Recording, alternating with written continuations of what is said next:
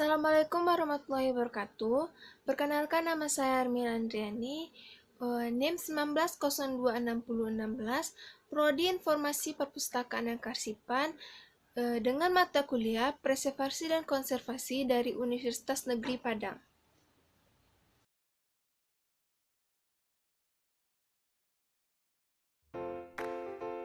Audio Jungle.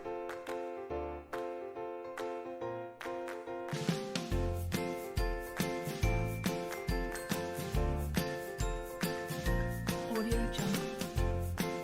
Jadi, kali ini saya akan membahas tentang faktor-faktor penyebab kerusakan koleksi perpustakaan.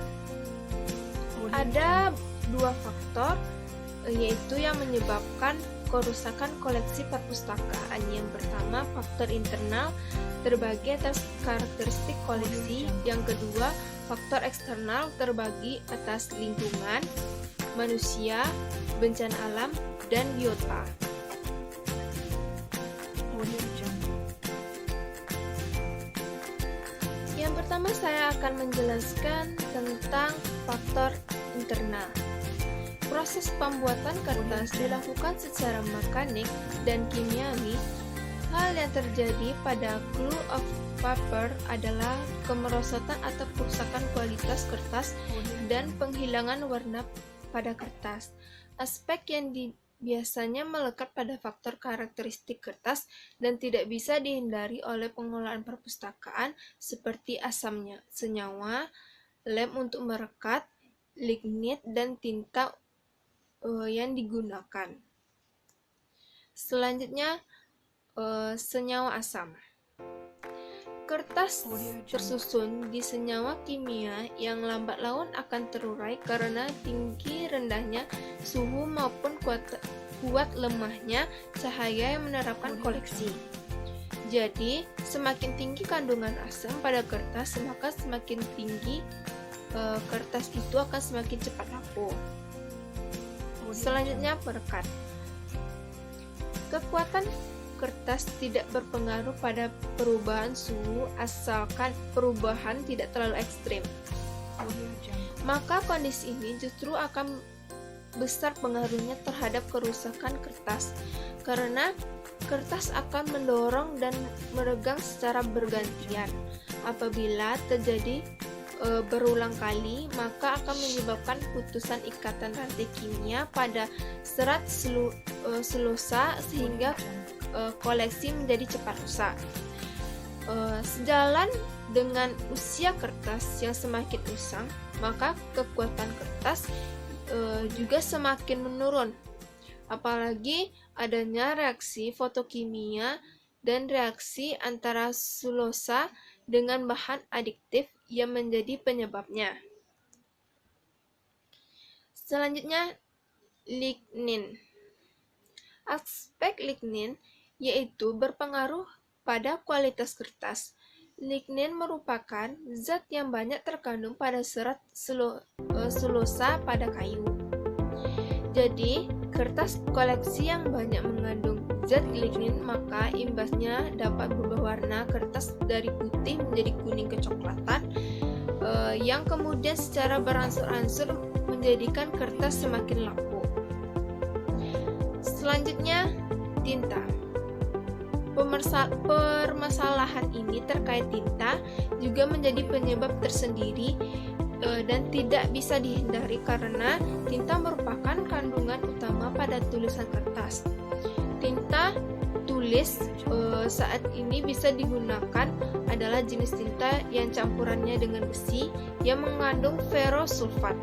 Tinta menjadi salah satu bahan utama dalam pembuatan bahan pustaka, baik dalam bentuk tercetak maupun tertulis.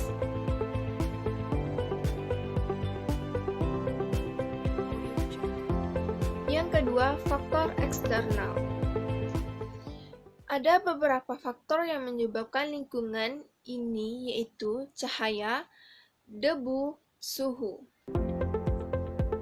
Yang pertama, saya akan menjelaskan tentang lingkungan, dan dulu ada dari cahaya. Cahaya merupakan energi elektromagnetik yang berasal dari radiasi matahari atau dari lampu listrik. Cahaya tersebut akan mempercepat oksidasi dari molekul selulosa sehingga kimia pada molekul tersebut terputus. Cahaya mempunyai pengaruh yang mengelentang sehingga menyebabkan kertas menjadi pucat dan memudar tintanya.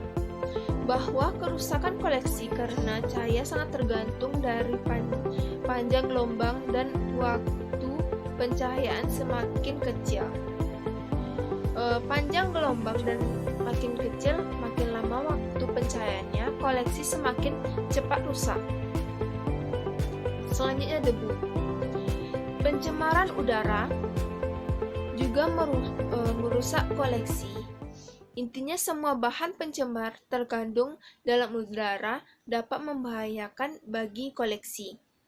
Adanya debu, kotoran, dan partikel lainnya yang berasal dari udara dapat merusak koleksi, apalagi partikel debu pada kondisi ruang koleksi yang lembab, maka akan berdampak pada timbulnya noda permanen pada koleksi. Selanjutnya suhu atau temperatur maupun kelembapan udara yang tidak stabil membuat kualitas kertas semakin menurun dan koleksi menjadi cepat rusak.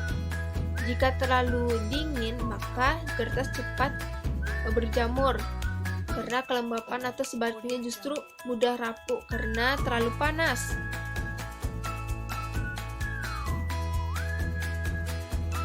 Selanjutnya, B. Faktor manusia. Faktor manusia terkait dengan penanganan yang salah terhadap koleksi. Faktor ulah manusia yang memperlakukan koleksi dengan tidak benar menjadi penyebab kerusakan pada bahan pustaka. Selanjutnya, faktor bencana alam.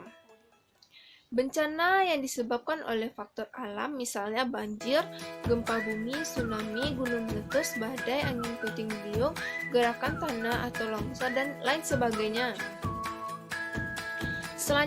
Selanjutnya yang terakhir, yang ke-D, faktor biota. Kerusakan yang disebabkan oleh biota sering disebut dengan biodeterioration. Biota yang dimaksud seperti makhluk perusak berupa semut, serangga, rayap, jamur, binatang pengerat, maupun substansi biologis seperti bakteri atau lumut.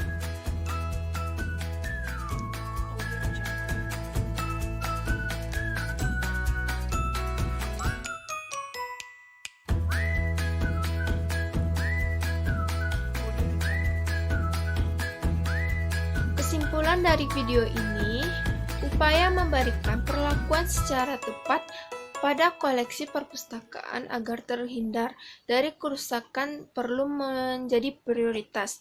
Hal ini agar koleksi yang tersedia di perpustakaan dapat bermanfaat dan berdaya guna bagi perpustakaannya.